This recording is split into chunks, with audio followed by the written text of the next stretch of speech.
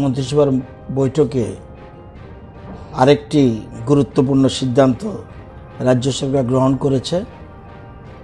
Procurement of 20,000 metric ton of paddy from the farmers during second crop in KMS Kharif monsoon 1920 and approval of expenditure 41 কোটি 63 লক্ষ from the cash credit account of the Food and Civil Supplies Department.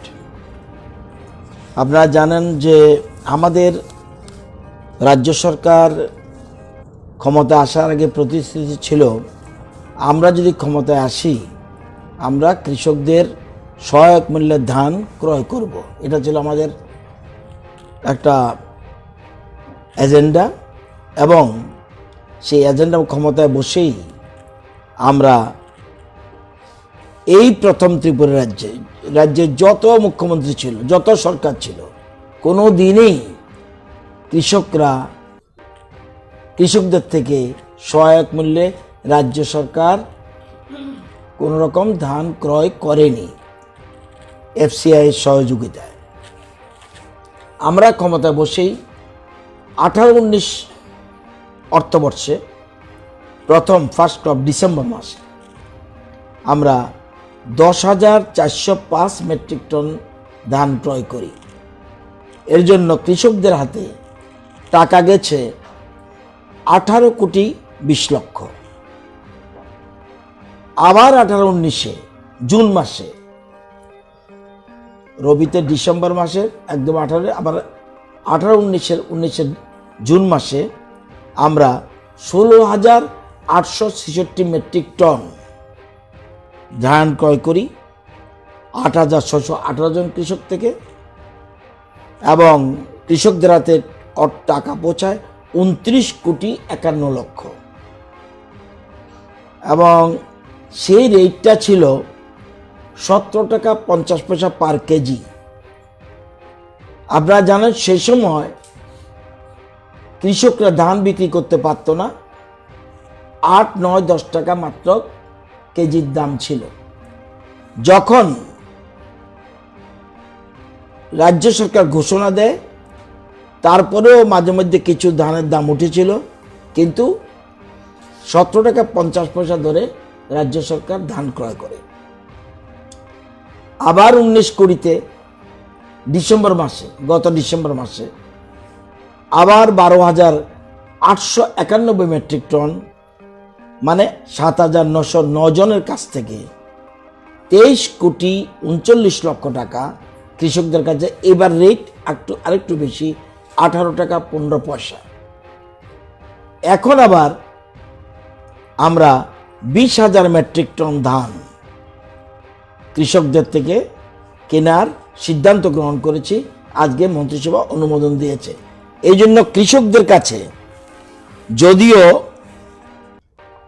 41 কোটি 63 লক্ষ টাকা রাজ্য কোষাগার থেকে যাবে, কিন্তু কৃষকদের কাছে ডাইরেক্ট পৌঁছাবে 36 কোটি 30 লক্ষ এবং এই টোটাল এই সিদ্ধান্তের আগে কৃষকদের হাতে টাকা পৌঁছেছে 3 কিস্তিতে 71 কোটি 10 লক্ষ টাকা কৃষকদের কাছে পৌঁছেছে। এবং আপনারা জানেন যদি কৃষকদের কাছে ধান যদি কৃষকদের থেকে না ক্রয় করা হতো তাহলে একটা আপনারা গ্রামে যারা খবর রাখেন কৃষকরা প্রায় ধান চাষ করা বন্ধ করে দিয়েছিল। প্রায়, আমি গ্রামের এলাকা থেকে প্রতিনিধিত্ব করি তো সুতরাং আমি জানি। এবং কৃষকরা এবং এরপরে যখন প্রত্যেক মরশুমে রাজ্য সরকার যখন ধান ক্রয় করা শুরু করছে তখনই কৃষকরা ধীরে ধীরে আপনারা ধান চাষ করা শুরু করেছে। এবার 71 কোটি 10 লক্ষর পরে এবার আবার যাবে 36 কোটি 30 লক্ষ। যদি আমরা 20,000 মেট্রিক টন ধান পেয়ে যাই তাহলে টোটাল এই সিদ্ধান্তের পরে কৃষকদের কাছে টাকা পৌঁছাবে 107 কোটি 40 লক্ষ এবং ত্রিপুরা রাজ্যে এটা একটা ঐতিহাসিক সিদ্ধান্ত, নজিরবিহীন সিদ্ধান্ত, যেটা কোনো সরকার কোনো সময় করতে পারেনি। এখন আপনারা জানেন যে এবার যে এই যে ধানটা ক্রয় করা হবে, এটা রাজ্যের প্রত্যেকটি জেলাতে 21টা জায়গায়, 21টা স্থানে, উদয়পুর, সোনামুড়া, বিলোনিয়া, শান্তিরবাজার, খোয়াই, মোহনপুর, জিরানিয়া, বিশালগড়, তেলিয়ামুড়া, পানিসাগর, কমলপুর, 21টা সেন্টারে ধান ক্রয় করবে 26 মে থেকে। এই মাসের 26 মে থেকে ধান ক্রয় করবে। এবং আপনারা জানেন এটা একটা কৃষকদের কাছে, কৃষকদের শক্তি। আমাদের সরকারের মূল উদ্দেশ্য হলো গ্রাম গরিব কৃষক, গ্রাম গরিব কৃষক। এটা হলো আমাদের লক্ষ্য হলো এই জায়গাটাকে উন্নত করতে হবে, তাদের হাতে পয়সা পুষতে হবে। সেই জন্য আমরা এই সরকার আবার আজকে সিদ্ধান্ত গ্রহণ করেছে। এবং একটা কৃষক ম্যাক্সিমাম ধান বিক্রি করতে পারবে, একজন থেকে ক্রয় করতে পারবে রাজ্য সরকার 3 মেট্রিক টন পার হেড, সর্বোচ্চ সীমা এটা আমরা রেখে দিয়েছি। তো আপনারা জানেন এই ধান, আমরা যে এই ধান ক্রয় করি কি করি, স্বাভাবিক প্রশ্ন উঠতে পারে এই ধান কেন ক্রয় করছে না, এত বছর কেন ক্রয় করা হলো না। ধান ক্রয় করে আমাদের যে রেশন শপের চাল আসে, আপনারা জানেন, এটা আপনাদের জানার কথা যে রেশন শপের আমরা যেমন কেন্দ্রীয় সরকার থেকে আমাদের রাজ্যে 5,79,000 পরিবার, 5,79,000 পরিবারকে অন্তোদয় অন্ন যোজনা এবং বিপিএল এ চাল দেয়। তো বাজারে আর যদি বাজারে চাল কিনতে যান কত টাকা পাবেন? 30 টাকা পার কেজি, একদম কম যদি বলি আমি, 30 টাকা পার কেজি। এবার 5,79,000 পরিবারকে কেন্দ্রীয় সরকার কত করে দিচ্ছে? 30 টাকা পার কেজি বাজারে কেন্দ্রীয় সরকার দিচ্ছে 5,79,000 পরিবারকে 3 টাকা ধরে 27 টাকা ভর্তুকি। কেন্দ্রীয় সরকার 27 টাকা ভর্তুকি দিচ্ছে, আর আমরা রাজ্য সরকার 1 টাকা ভর্তুকি দিচ্ছি। তার মানে পাবলিক পাচ্ছে 28 টাকা ভর্তুকি, কেন্দ্রীয় সরকার দিচ্ছে 27 টাকা ভর্তুকি, আমরা দিচ্ছি 1 টাকা ভর্তুকি। এছাড়া আপনারা জানেন কেন্দ্রীয় সরকার আরো চাল আসে। কত কেজি চাল আসে? 19,000 মেট্রিক টন চাল প্রত্যেক মাসে ত্রিপুরাতে আসে। প্রত্যেক মাসে 19,000 মেট্রিক টন আমাদের লাগে। এবং এপিএল এর জন্য যে চাল সেটা বিক্রি হয় 13 টাকা। এটাই কিন্তু তাহলে 13 টাকার ক্ষেত্রে 17 টাকা ভর্তুকি। ইফ আই সে, যদি বলি যে না এপিএল এর চাল তো ভর্তুকি দেয় না, it is not correct at all. এটা কিন্তু আমরা কখনো চিন্তা করিনি এই লাইনে কোনোদিন। 13 টাকা বাজারের চাল 30 টাকা, যদি আমি বাজারের চাল 30 টাকা, তাহলে কেন্দ্রীয় সরকার যে চাল ক্রয় করে হরিয়ানা, পাঞ্জাব যেখান থেকে ক্রয় করুক, তারা কিন্তু ইকোনমিক প্রাইস ভ্যালু দিয়ে কিনতে হয় এবং এখানে চাল পাঠায়। সেই চাল আমরা এপিএলরা পায় কত? এপিএলরা পায় 13 টাকা পার কেজি। তার মানে প্রায় 17 টাকা সাবসিডি বাজার থেকে 17 টাকা কমে মানুষ পাচ্ছে। এভরিবডি, আপনারাও যদি আপনারা এপিএল হয়ে থাকেন, সেরকম 5,79,000 পরিবার পাচ্ছে 28 টাকা ভর্তুকি। এতে 1 টাকা ভর্তুকি রাজ্য সরকারের, 17 টাকা, আর 27 টাকা ভর্তুকি কেন্দ্রীয় সরকারের। তো এটা এই কারণে বললাম, এই যে আমরা ধান ক্রয় করছি, এটা কি করব? এটা আমরা এখানে মিলিং করাই। আমরা একদিকে যেমন গ্রাম গরিব কৃষক এটার উপর গুরুত্ব দিচ্ছি, কৃষকদের হাতে টাকা পৌঁছক আরো বেশি ভাবে, সাথে সাথে ক্ষুদ্র শিল্প, মাঝারি শিল্পকে আমরা ইমপ্রুভ করাতে চেষ্টা করছি। আমরা জানেন বর্তমানে 3টা মডার্ন রাইস মিল ত্রিপুরাতে রয়েছে। একটা হলো মেসার্স সর্বসিদ্ধি অ্যাগ্রোটেক প্রাইভেট লিমিটেড, এটা বোজ্জংনগরে। আরেকটা রয়েছে messrs tropical beverage private limited, এটা খয়েরপুর বাইপাস রোডে। আরেকটা messrs Tripureshwari agro products private limited, এটা হলো বাইপাসে। এখন এটা দেখে যখন রাজ্য সরকার ধান ক্রয় করা শুরু করছে, যারা বিভিন্ন রকম বেকার যুবকরা যারা ব্যাংকের থেকে ঋণ নিয়ে বা অন্যান্য জায়গাতে ঋণ নিয়ে তারাও কিন্তু আধুনিক চাউলের মিল করতে চাইছে। আপনারা জানেন যে বর্তমানে আমাদের সারাসীমা একটা জায়গা আছে বিলোনিয়ার, সেখানে একটা রাইস মিল হতে যাচ্ছে, এবং ধর্মনগরের দেওয়ান পাশায় আর একটা রাইস মিল হতে যাচ্ছে। আপনারা জানেন সবচেয়ে বেশি ধান আমরা যে ক্রয় করি কোথায়? বিলোনিয়া, প্রচুর বাইখোরা, জুলাইবাড়ি, আমি যদি বলি মৌরিপুর, রাজনগর, বড়পাথারি, প্রচুর ধান দেখবেন। বিলোনিয়া আমরা কয়েকটা সেন্টার করেছি টু পারচেস পেডি, এবং সাবরুমের ছোট খিল, সেখানেও প্রচুর ধান উৎপাদন হয়। সেজন্য ওইখানের আজকে সারাসীমাও কিন্তু আধুনিক রাইস মিল হতে যাচ্ছে।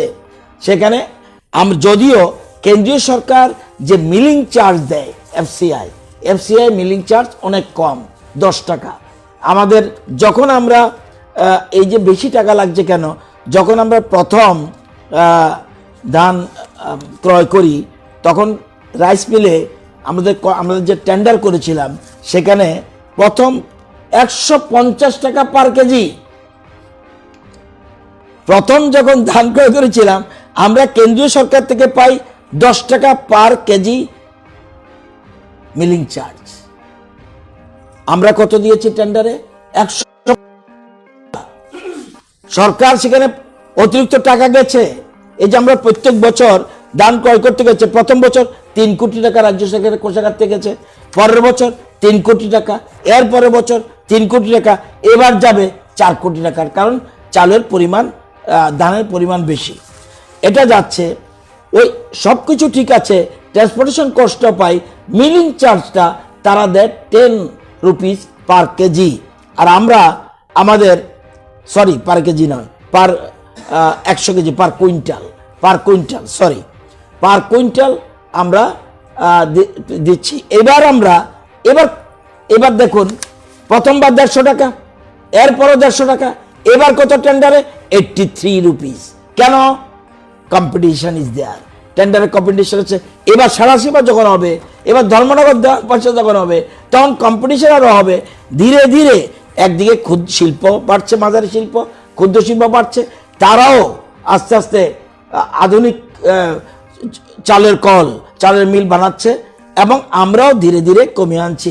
এবং আজকের যে নতুন রেট আমরা দিচ্ছি 83 টাকা পার কুইন্টাল পড়ছে 100 কেজির জন্য। সুতরাং হ্যাঁ, আরেকটা, এই ধান ভাঙলে, যখন ধান ভাঙা হয় তখন যে কেন্দ্রীয় সরকারের যে গাইডলাইন যে বলছে যে তুমি 100 কেজি যদি ধান ভাঙো, তোমাদের কি পড়বে? 67%, অর্থাৎ চাউলটা হবে 67% চাউল হবে। আমাদের যে একটু কম হয়, 68% হয়ে যায়। তো আমাদের একটু কমে যায়, সেন্ট্রাল গভর্নমেন্টের যেটা আছে এটার থেকে আমরা 1% পিছিয়ে আছি। তো এই যে সিদ্ধান্তটা, এটা আমাদের রাজ্য সরকার করছে, এবং এটা কৃষকদের জন্য আগামী দিনে দেখবেন ইদানিংকালে ধানের জন্য, এবং জুন মাসে ধান কেনার কথা আমরা এগিয়ে করছি। এখন একটা ফসল আছে বড় ফসল, এই ফসলে এই সময়টা আমরা খুব প্রয়োজন। তো সেটা আমরা এবার কিন্তু ধানের রেটটা আমরা একটু বেশি দিয়েছি, 18 টাকা 15 পয়সা পার কেজিতে এই সরকার সিদ্ধান্ত করেছে। এবং যদিও ট্রান্সপোর্টেশন কস্ট, এমএসপি এবং মিলিং চার্জ এগুলি আমরা পাই কেন্দ্রীয় সরকার থেকে, কিন্তু মিলিং চার্জটা আমরা খুব কম পাই, এই জন্য আমাদের একটু অসুবিধা হচ্ছে। তবুও আমরা কৃষকদের ধান চাষের প্রতি আমরা একটু গুরুত্ব, আরও ক্যাবিনেট সিদ্ধান্ত আছে, এটা কালকে বলবো।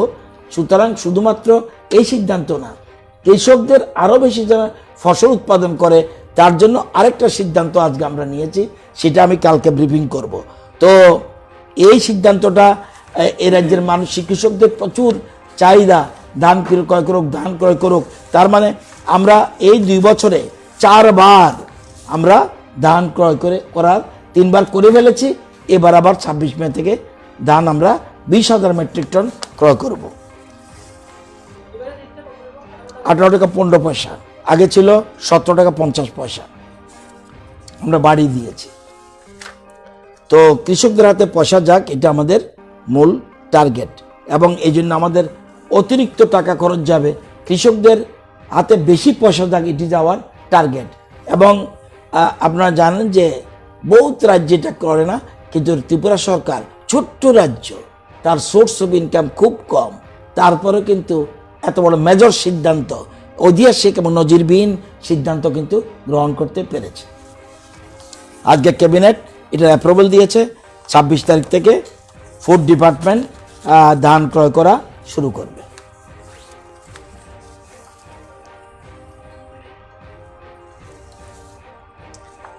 আরেকটা সিদ্ধান্ত আজকে আমরা ক্যাবিনেটের সিদ্ধান্ত নিয়েছি। আপনারা জানেন যে 383টা স্যাংশন পোস্ট থাকলেও দীর্ঘদিন ধরে এই পোস্টগুলি ফিল আপ হয় না, দীর্ঘ বছর ধরে 383 ছিল স্যাংশন পোস্ট, আছে ম্যান ইন পজিশন 138। এটা হলো এগ্রিকালচার অফিসার, খুব প্রয়োজন, যেমন আমার মোহনপুরেই নেই এগ্রিকালচার অফিসার। এটা TAFS, এটা ত্রিপুরা এগ্রিকালচার ফিল্ড সার্ভিসের থেকে হয়, গ্রেড 1, গ্রুপ বি গ্যাজেটেড। তো তাদের স্কেল 10,230 থেকে 34,800 with grade pay off ₹4,800 and pay level 13 on regular basis through direct recruitment TPSCর মাধ্যমে এটা আমরা করব। এবং 63টা এগ্রিকালচার অফিসারের জন্য আমরা আজকে 100 পয়েন্ট রোস্টার মেনে এটা করা হবে, SC ST এটা। তো এই পোস্টগুলির জন্য আমরা আজকে ক্যাবিনেট অনুমোদন দিয়েছে।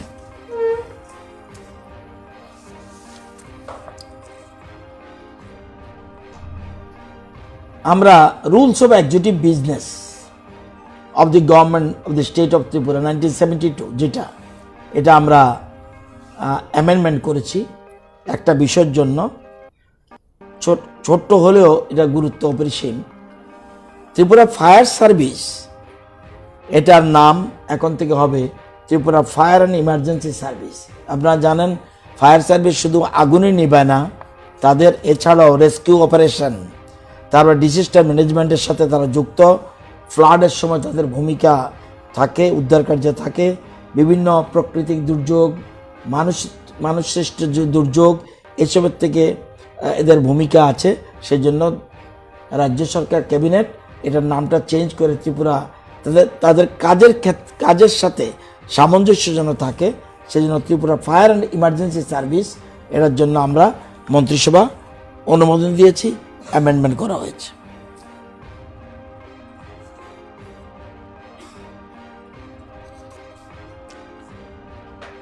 মন্ত্রিসভার এই 3টা সিদ্ধান্তের কথা আপাতত বললাম, একসাথে এত লিখতেও পারবেন না, পত্রিকাতে জায়গাও থাকবে না আপনাদের। তো আরও বহু সিদ্ধান্ত হচ্ছে, 13-14টার মতো সিদ্ধান্ত হয়েছে, কালকে বলবো বাকিগুলি। COVID-19 উপলক্ষে যে মিডিয়া ব্রিফিং,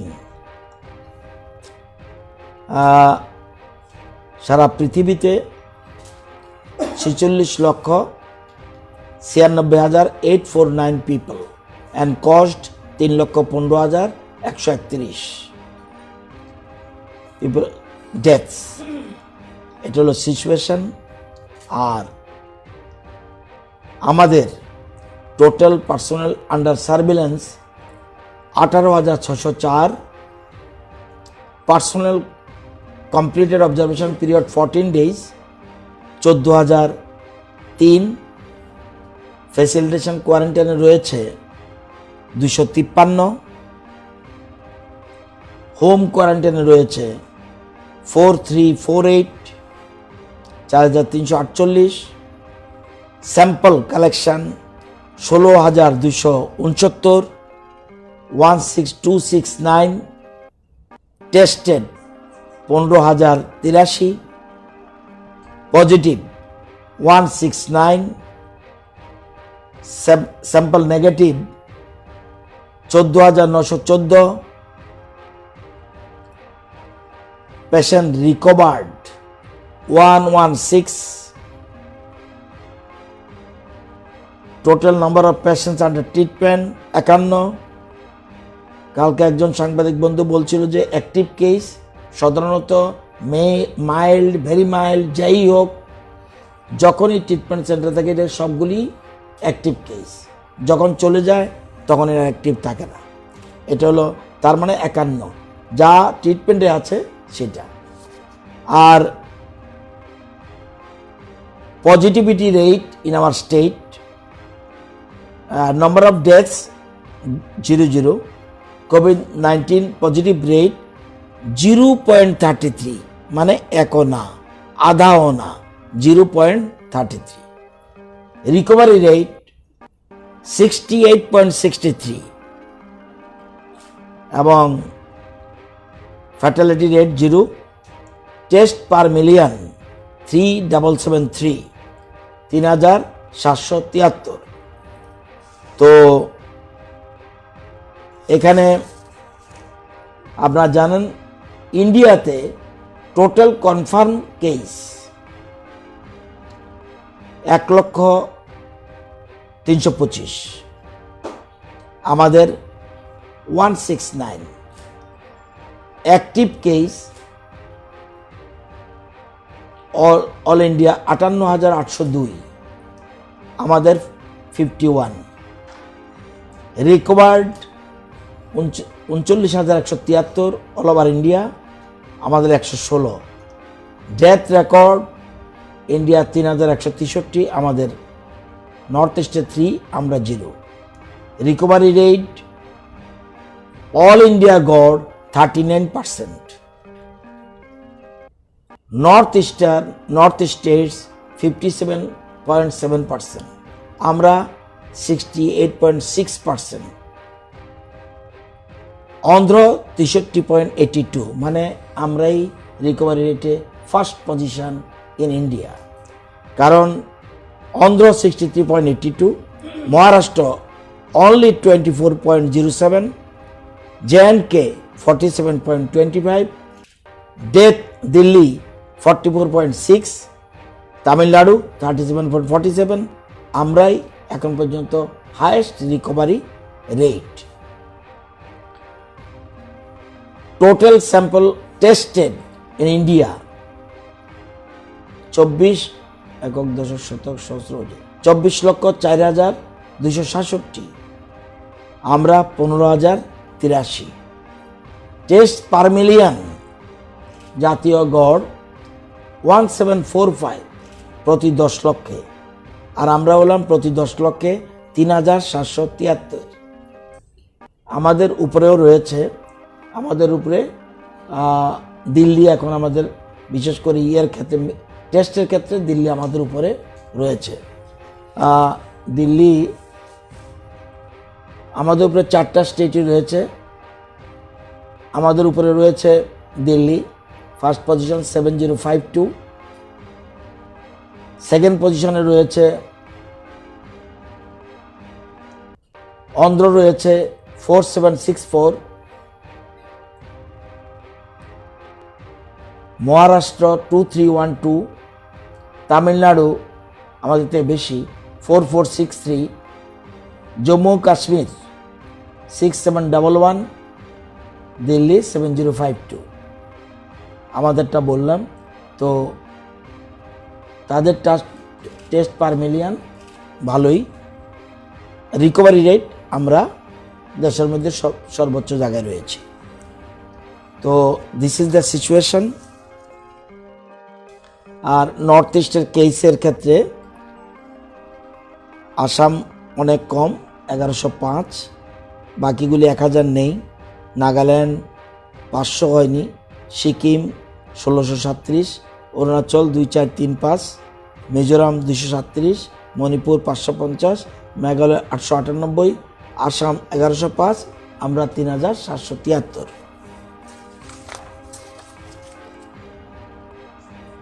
আমরা টিআইডিসি এক্সিবিশন সেন্টার আছে একটা বাজারঘাটে, সেখানে 1000 বেডের আমরা প্রিপারেশন চলছে। সেখানে আমরা একটা করোনা সেন্টার করতে যাচ্ছি 1000 বেডের, এটা আমরা সিদ্ধান্ত নিয়েছি।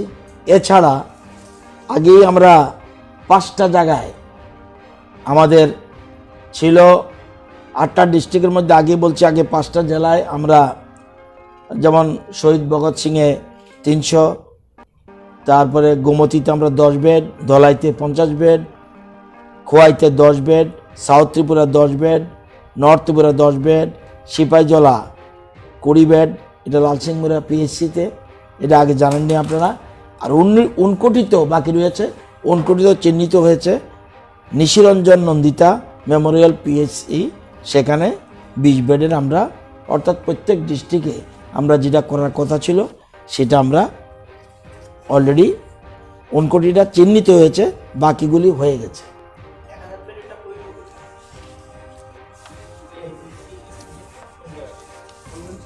টিআইডিসি এক্সিবিশন সেন্টার আছে, এখানে দেখবেন এখানে একটা বিল্ডিং আছে, সেখানে 1000 বেডের কাজ প্রিপারেশন চলছে। বাদারঘাট, হাপানিয়া, মেলাপানি। আরে বেড তো লাগবে সেখানে। আপনার বিলোনিয়া থেকে দুপুর 12টা 15-তে গোয়ার উদ্দেশ্যে একটা ট্রেন ছেড়ে দিয়েছে। 1477 জন প্যাসেঞ্জার, সাথে পরিবারের লোক রয়েছে 313, 1790 জনকে নিয়ে আজকে বিলোনিয়া থেকে গয়ার উদ্দেশ্যে ছেড়ে দিয়েছে 12টা 15।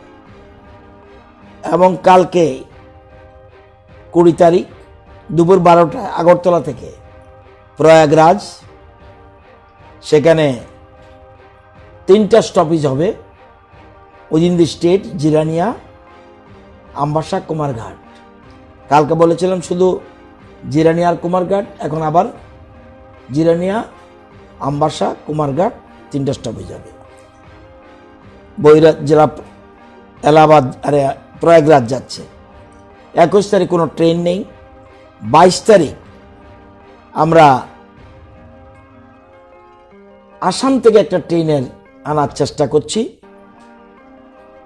আমরা অলরেডি তাদেরকে জানিয়ে দিয়েছি, এখন আসামের কনসার্টের জন্য আমরা রেডি করে ফেলেছি, লিস্ট ফিস্ট এগুলি সব রেডি করে ফেলেছি, কিন্তু কনসার্টের জন্য অপেক্ষা করছি।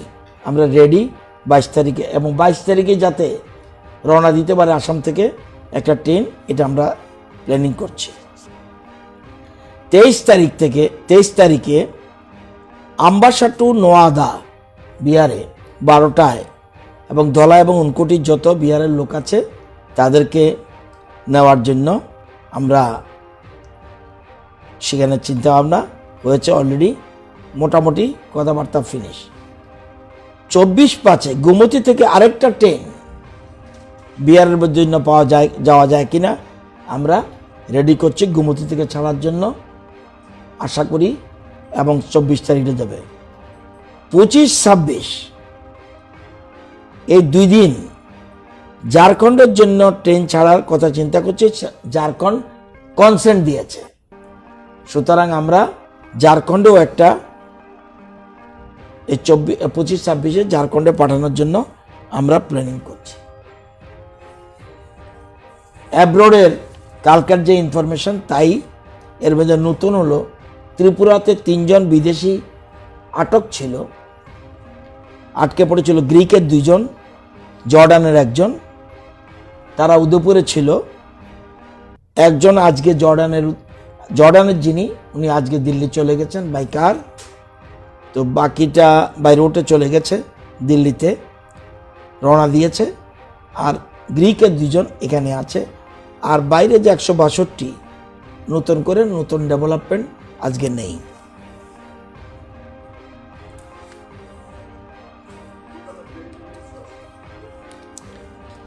আমরা সিরিয়ালি প্রত্যেক দিন বলি, আমরা কলকাতা, দিল্লি, বোম্বে, মাদ্রাস সবই কমো, শুধু সিস্টেমটা ফলো করতে হবে। আমি মাঝখানে করলে আমি তো একটা এটা হয় পারবেন, আপনি পারবেন না, তো এটা ফিজিক্যালি পসিবল না। তো টোটাল স্ট্যান্ডার্ড পার্সন 39,313 এই জায়গায় দাঁড়িয়েছে। ওয়েস্ট বেঙ্গলে সব কিছু তৈরি করে এনআইসি পোর্টালে সব কিছু বাড্ডা দিয়ে অনেকে চলে এসছে। 5,519 জন এখন এনআইসি পোর্টালে আছে।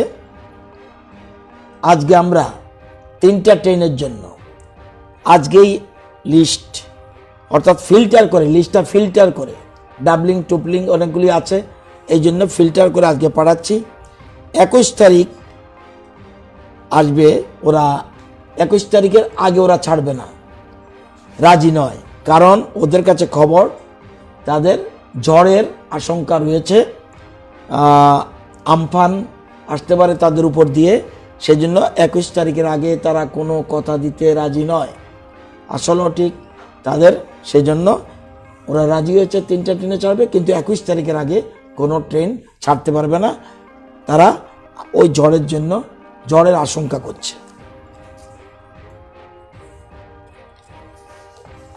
এটা আপনাদের জন্য নতুন। তেলেঙ্গানা থেকে অলরেডি একটা ট্রেন 20 তারিখ কালকে ছাড়বে 1823 জনকে নিয়ে, 1823 জনকে তেলেঙ্গানা থেকে ছাড়বে। আরেকটা ট্রেন হরিয়ানা থেকে মিজোরাম, মণিপুর এবং আসাম, ত্রিপুরা, এই 4টা নিয়ে হরিয়ানা থেকে এখানে আমাদের ত্রিপুরা হলো 637 জন, তাদেরকে নিয়ে তাদেরকে হরিয়ানা থেকে গুরগাঁওতে বাসে আনা হবে। হরিয়ানা থেকে গুরগাঁওতে বাসে আনা হবে, সেখান থেকে ওই ট্রেনে উঠিয়ে দেবে। এটা 23 তারিখ ছাড়বে। কেরালা থেকেও একটা ট্রেন 27 তারিখ ছাড়বে। এটাও ত্রিপুরা, মণিপুর, ত্রিপুরা, মিজোরাম, আমাদের হলো 1068 জন। এটাও কেরালার থেকে আমরা সেই জন্য বলছিলাম, যখন যেটা সুবিধা হচ্ছে, কনসেন্ট না দিলে তো আমরা পয়সা দিলেও আসতে পারবে না। আমরা কেরালাকে রাজি করিয়েছি, হরিয়ানাকে রাজি করেছি, তেলেঙ্গানাও রাজি করেছি। এখন ট্রেন যে তারিখগুলি বলছি এই তারিখে ছাড়বে।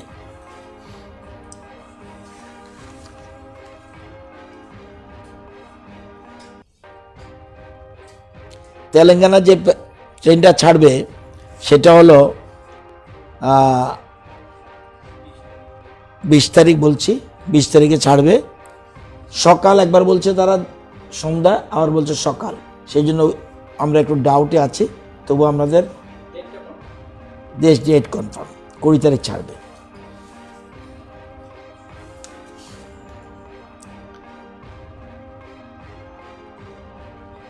তামিলনাড়ু লিস্ট তৈরি হচ্ছে এবং নেক্সট ট্রেনটা ধর্মনগর যেন স্টপেজ দেয়, এটা আমরা ব্যবস্থা করছি, কিন্তু ডেটটা বলতে পারছে না। লিস্ট আমরা পাঠিয়েছি, 2000 জনের লিস্ট আমরা পাঠিয়েছি চেন্নাই থেকে।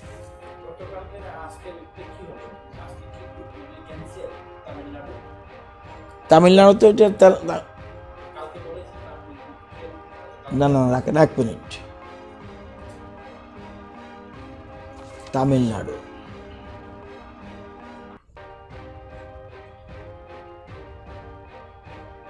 না, আগে আমি বলিনি। আমি বলেছি আগামীকাল 2000 যাত্রীর জন্য একটি তালিকা পাঠানো হবে তামিলনাড়ুর কাছে, ট্রেনের তারিখ তখন জানানো যাবে। বলিনি তো? চেন্নাই বোধহয় বলেছি, চেন্নাই তো ট্রেন ছেড়েছে। আর চেন্নাই না, বেঙ্গালুর না, তামিলনাড়ু বলি নেই। তামিলনাড়ু এই জায়গার মধ্যে নামে গন্ডগোল হয়ে যাচ্ছে। আসামে যেটা বলছি যে ট্রেনের কথা আমরা করেছি, তবুও 193 জনে, এছাড়াও এক্সট্রা আমরা পাস ইস্যু করেছি, ই পাস। মহারাষ্ট্র টোটাল 2925, 80 জন অলরেডি এখানে পৌঁছে গেছে, বাই কার বাই বাস। 1342 জন in the train now, train রয়েছে ফ্রম মুম্বাই, বিশেষ করে মুম্বাই থেকে বৃহস্পতিবার সকালে ওরা পৌঁছবে আগরতলাতে, এবং ধর্মনগরে এবং আগরতলা স্টপ থাকবে মহারাষ্ট্রেরটা। 1503 জন আরও বাকি আছে, পুনেতে রয়েছে। একটা ট্রেনের ডিমান্ড থাকলে, ওটা আমরা একটু ডিলে করছি কেন, ডিমান্ড থাকলে, একটা ট্রেনের ডিমান্ড থাকলে তাহলে পুনের থেকে আমরা ট্রেন ব্যবস্থা করব। ডিমান্ডটা সে আরে নেই, যে সংখ্যা আছে সংখ্যা অনুযায়ী এটা এই 1503, এটা একটু ডাবল থাকতে পারে। কর্ণাটক, যেটা প্রথম তো 2600 লোক অলরেডি চলে এসছে, আর 1500 নিয়ে আজকে অলরেডি ট্রেন ছেড়ে দিয়েছে, যেটা হলো কর্ণাটকের ক্ষেত্রে বেঙ্গালুরু।